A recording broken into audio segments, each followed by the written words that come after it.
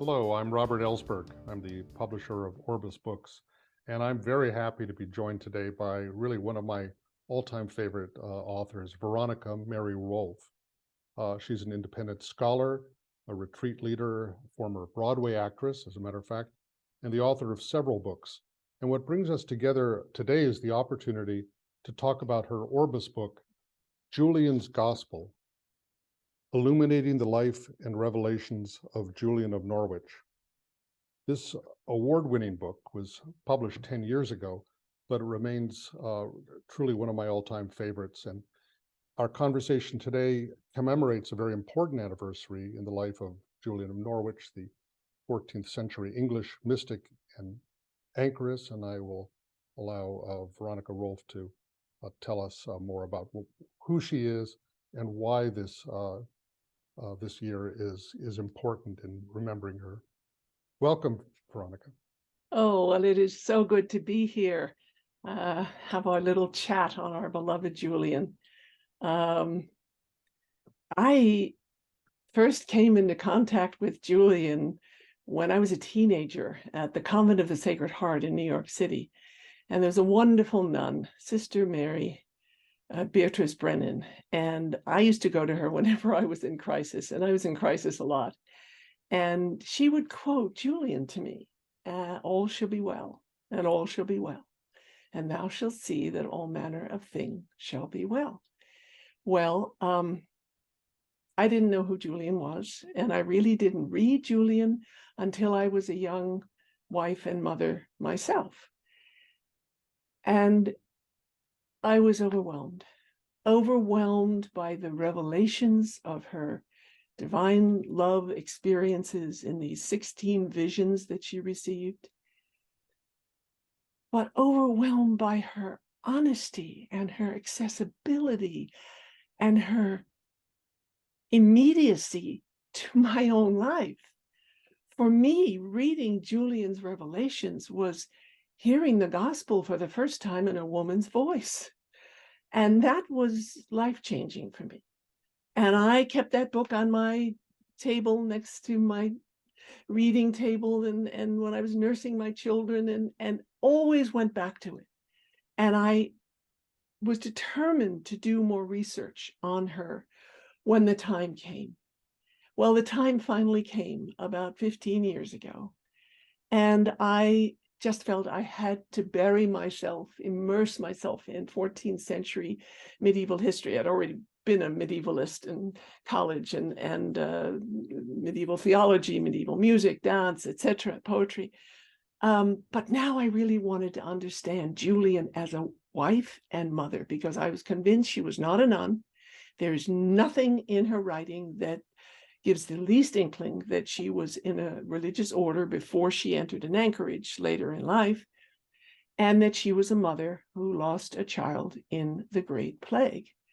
So the first part of our book, Robert, as you know, is a complete reconstruction of Julian's life in 14th century Norwich, England. And it was a tumultuous time. It was the time of the 100 Years' War, which actually lasted much longer. And Julian never knew a world without war, much like us. And it was the time of the Great Plague, when eventually half the population of Europe died from the pestilence, and certainly half the population of Norwich. And Julian probably lost her husband at that time. And no, sorry, she was just a little girl. The first cycle of the plague was the second cycle of the plague that I believe from her revelations that she lost a child. And who knows how many others of her family. And this gave her such a sensitivity to the suffering, the pain, the fear, the anger, and the frustration of people, much as we are living in now. I cannot tell you how many parallels I have found between the 14th century and the 21st century. So that's why Julian is so relevant to us now. She was also living through peasant wars, first ever peasant revolt in 1391. She lived through the Great Schism, 40 years when there were two popes, one in Avignon, one in Rome, and eventually a third one in Pisa. She lived through the first Lollard heresies that eventually grew and grew into the Reformation. She was in the middle, and she was an unlettered woman by her own account. She did not know Latin or French, so she wrote in Middle English, and she is the first woman to write a book in Middle English. Mm.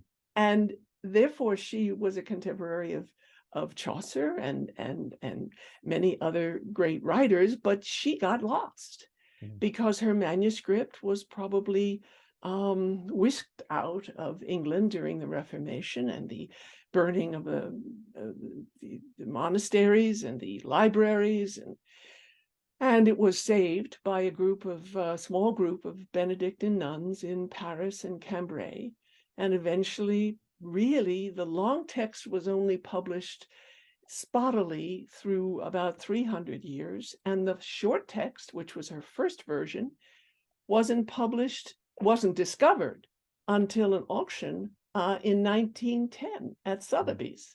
Mm. So Julian, I think, was saved for our time, because in the past 100+ years, there's been an explosion of Juliana, if you will. Mm-hmm. And this year is very special because it's the 650th anniversary of Julian's revelations in May of 1373. So there are celebrations going on all over the world, and I'm so excited to be taking part in some of them in Norwich and in South Africa and in Australia, as well as here in the United States. And the reality of Julian is hope in a time of darkness. That's what she gives us. People are so cynical. People are so secular. People are looking, searching, aching, longing for someone to hold on to. And Julian gives us God, who is closer to us than our own breath, who is the ground of our being. She speaks of the Blessed Trinity in the very first revelation that came to her as creator and protector and lover. Mm-hmm. She sees that God is the goodness of all things, and the goodness that all things have, she says, is God. Mm-hmm. And she shows us a tender God. She shows us a loving Christ. She saw Christ in her revelations. She became ill, very ill, but not with the plague. We don't know what the illness was, but she describes it in great detail in her revelations. And suddenly she was paralyzed. She'd been ill for a week. She thought she was going to die. The pastor comes with a cross, a crucifix that puts at the end of her bed. She looks at the crucifix, and suddenly her pain disappears. She's no longer paralyzed, and she sees Christ on the cross bleeding to death. And for the next 12 hours, she experiences Christ on the cross, both the most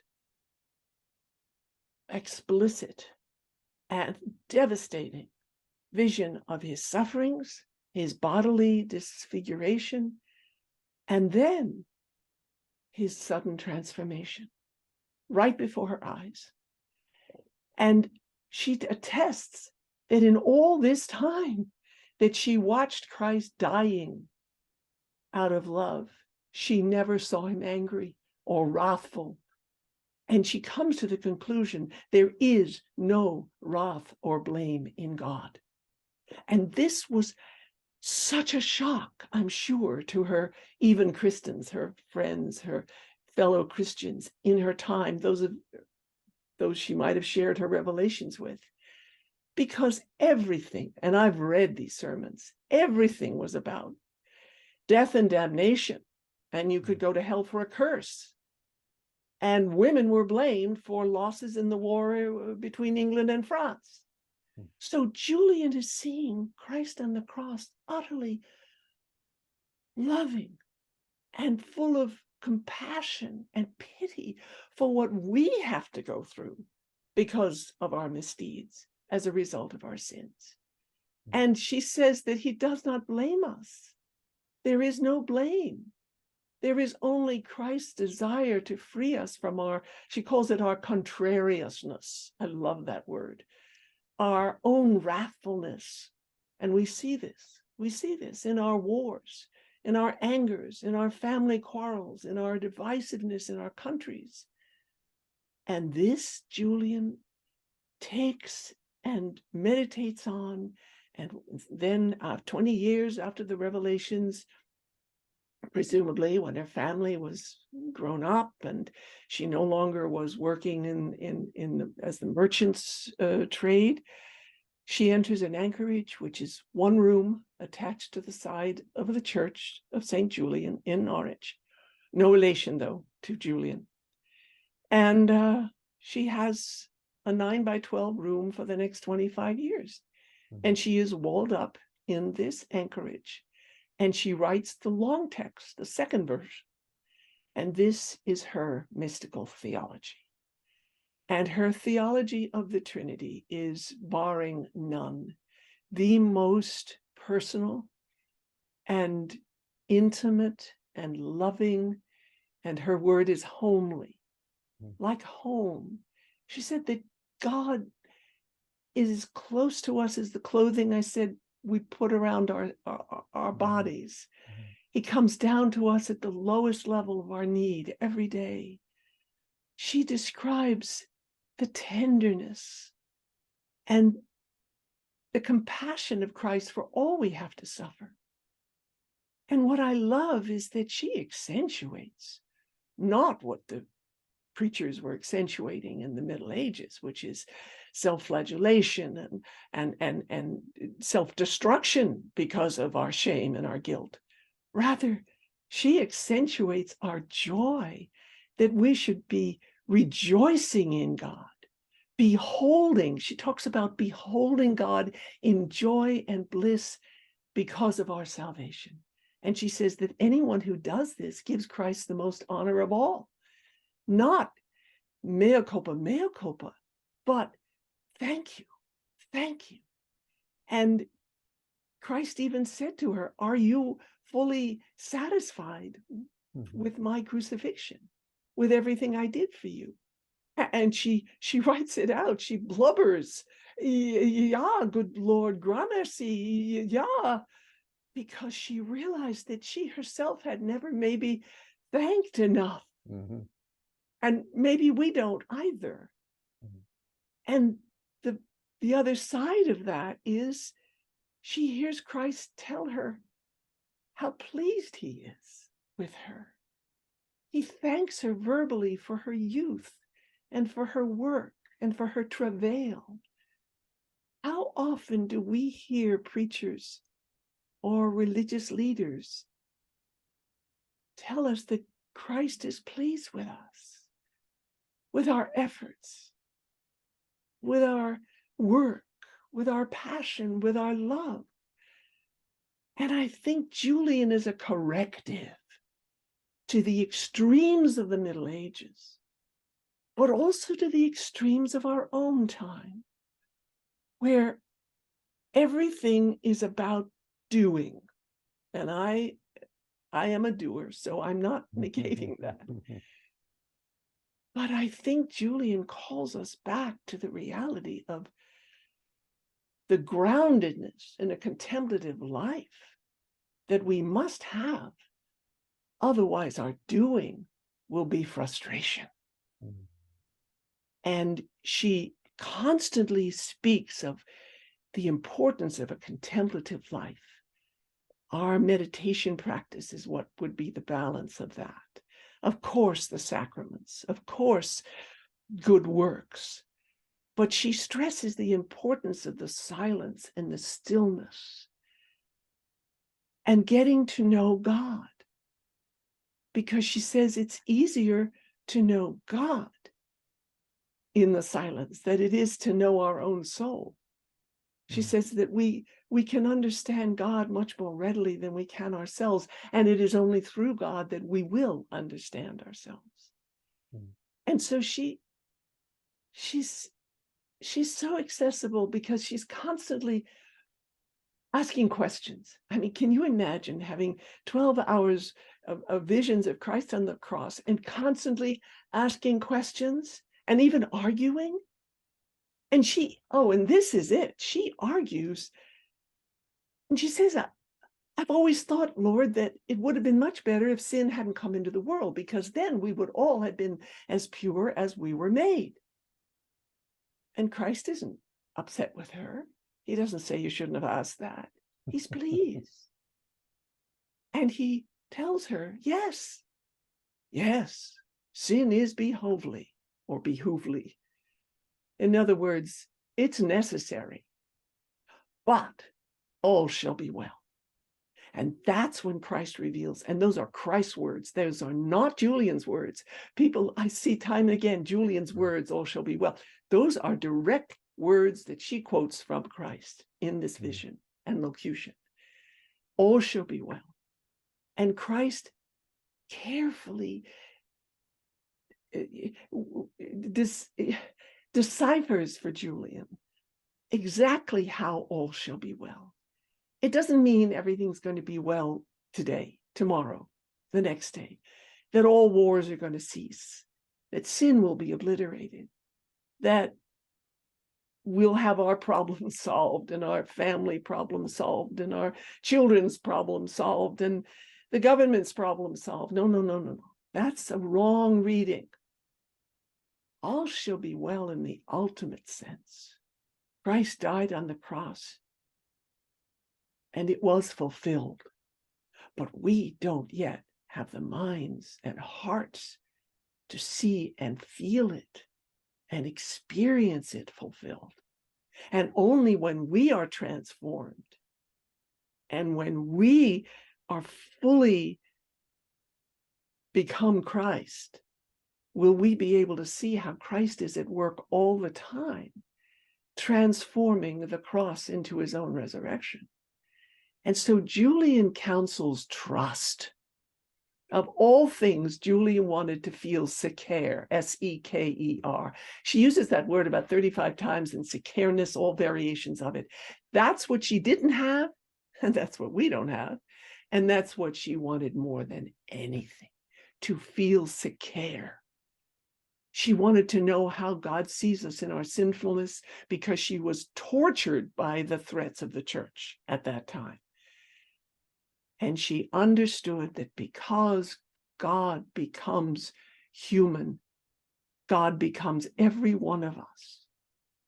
And because God looks at Christ's own Son, God does not blame us because he can't blame his own Son. And she finally finds the secerness, the security she had sought. And she calls this the lesson of love. The lesson that was revealed to her was all about love. It was about nothing else.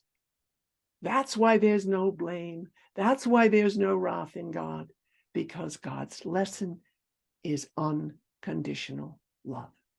And all we have to do is be open to it, respond to it, contemplate it, rejoice in it, and thank. Yeah, gramercy.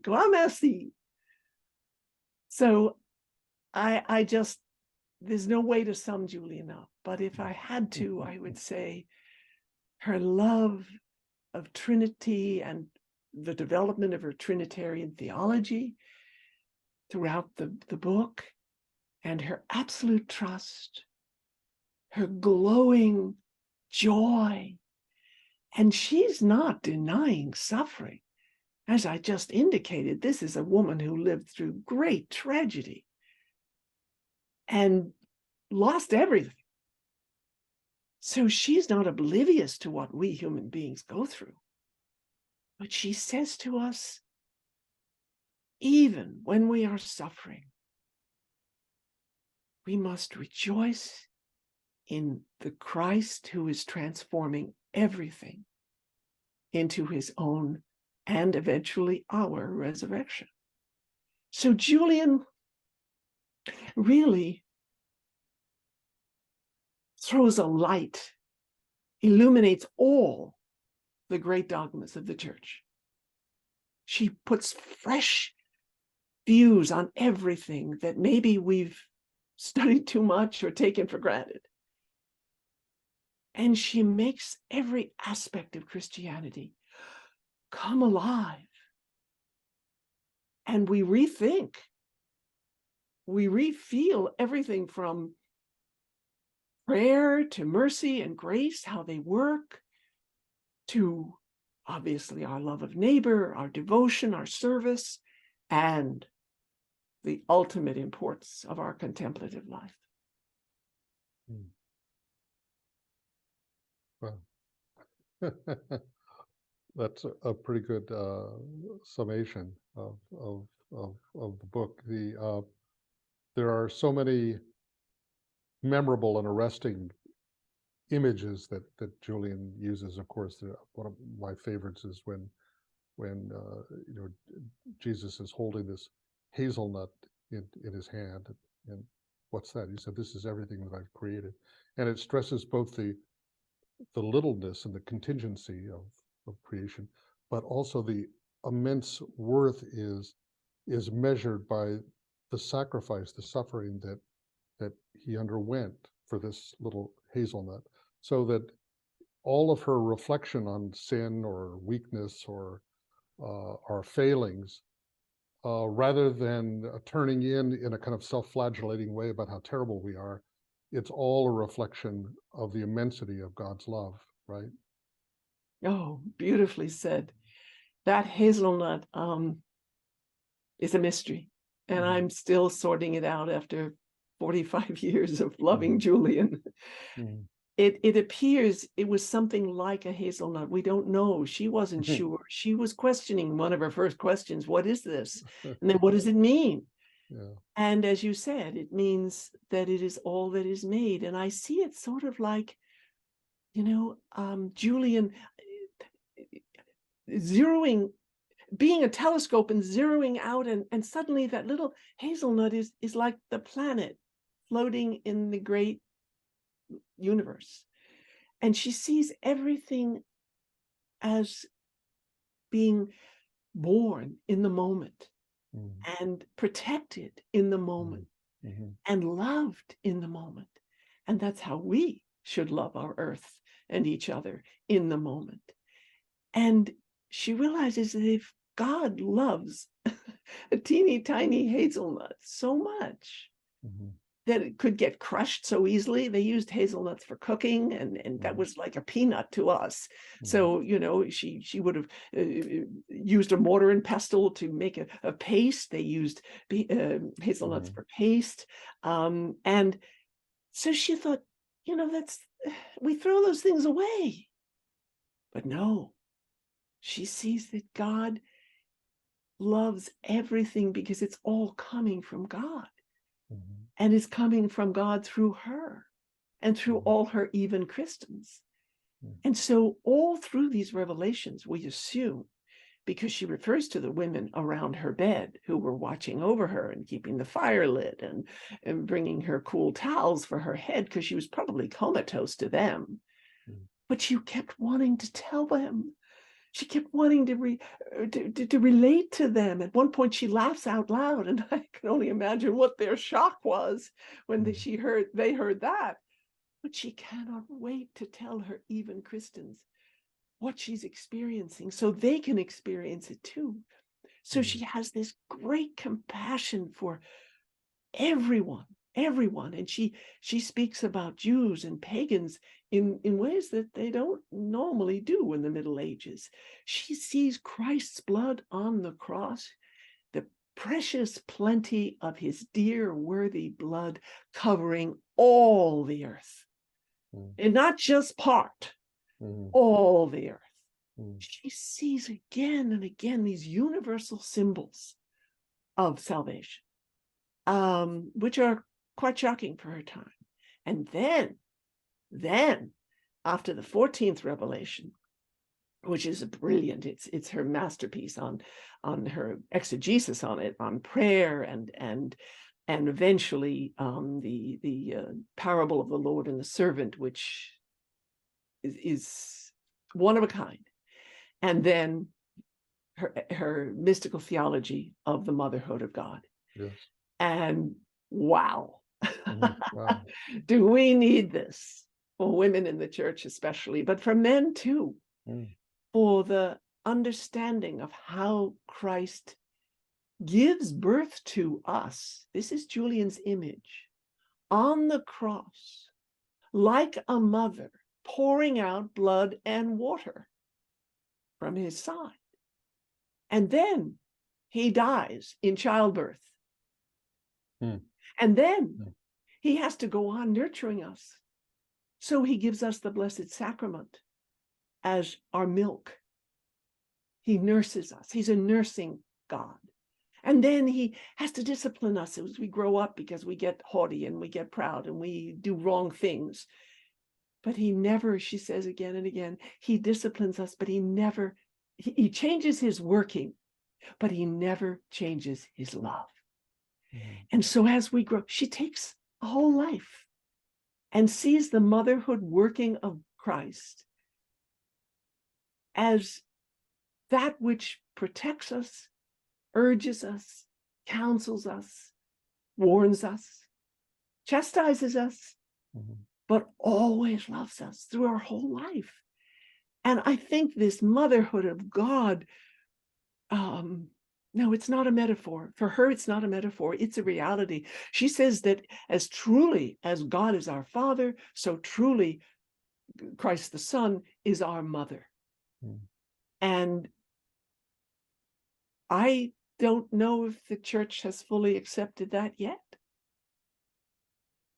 But imagine the dignity that gives to motherhood and to the role of men and women who nurture, whether as spiritual guides or counselors or social workers or teachers or babysitters.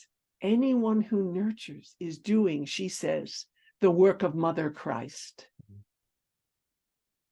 And well, I think I'm thinking that the so many aspects of her message, the church would be, history would be very, very different if it had been more informed by attention to her revelations. And that, I don't have a great deal of time on my cheap Zoom account here, but I did want to address the sort of conclusion, which is that you talk about the all the tensions about the heresies and Inquisition and anxiety about vernacular translations of the Bible with the lollards at that time and everything, and how dangerous it would have been for anybody who was coming up with unconventional kinds of theology, especially based on private revelations, and especially for an unlettered, ordinary lay woman to be doing this. And you suggest that might have been one of the motivations for Julian to choose to enter into this enclosed cell of the anchor hold. And so she spends years and years working on this long version of her revelations, maybe for decades. Leaves the manuscript. We don't really know if anybody read it at the time or what. She writes a lot about wanting to address her fellow Christians. But you raise the kind of very intriguing idea at the end that her message was in a way bequeathed to a future world, a world that hadn't come into being yet. Fellow Christians, we are those fellow Christians, maybe now privileged to receive this message and to understand it and to do something with it. That I found very, very, very moving, just kind of electrifying conclusion to the book. Well, yes. Julian's Gospel which is the title of the book, of course, illuminating the life and revelations of Julian of Norwich. Julian's Gospel has still yet to be fully understood, and taught and personalized Mhm. and incorporated into the church. And I that's think, yeah. part of our work. Yeah, especially that idea. I mean, when you think of the hundreds of years and generations of Catholic children who were brought up with a sense of being afraid of God and the wrath of God and the anger of God and obsession with their sins and scrutinizing their consciences and afraid they're going to go to hell and all that sort of thing. Uh, and this is like a complete antidote to that whole kind of conception. That also, not just to think about ourselves, not only our image of God, but our relationship to the world that God so loved. Um, and for that reason, I think that her message has been, along with some of the other mystics of, Hildegard of Bingen and others who've been rediscovered, Meister Eckhart, kind of offering these resources from the Middle Ages that so feed the spirituality that we need today. Absolutely. And there is a spirituality developing around Julian. There are Julian workshops, of course, in Norwich. There are the religious who are devoted to Julian, the Anglican religious. There are retreats. I have given countless retreats in Julian's revelations. I've done podcasts, Life, Love, and Light podcasts on Julian and her revelations. And I find, and I have a website, of course, juliansvoice.com, where I do blogs on Julian. And now I am finding more and more people who are also spreading the word of Julian's message. And Julian grows on you. Absolutely. And once you fall in love with her, it's for life. And she's always with you. And she always responds. Mhm. And she teaches in the gentlest and firmest ways. And every time I go back to her revelations, I find something totally new that I never saw or heard before, it seems. So they are a constant giving of her love and the love she experienced Christ give her to the world. I just hope she does know how much we love her, Mhm. and we want to celebrate her this year especially. I'm going to be giving a talk on Julian for the Friends of Julian in Norwich in June, and I advise those who might be watching this to go to their website, Friends of Julian, to look at all the wonderful festivities that are going to go on in and around Norwich and indeed around the world during the whole year of her anniversary. So I'm so grateful for this time to be able to talk a little about her with you. Thank you very, Because very much. you really took Julian under your wing and Well, published her. it was a pleasure. For that, I am forever grateful. Can Well, we thank see you. the book, your beautiful book? Here it is again. I'll see it for the last time because we're about to run out of time. Oh, So I want to, anybody who just got the flavor of Julian, if you're discovering Julian for the first time, there's a lot more where that came from here in this extraordinary book. It's about 600 pages long, Julian's Gospel by Veronica Mary Rolf. Thank you so much for joining me today. you're welcome. It was a joy, Robert. Thank you. Be well.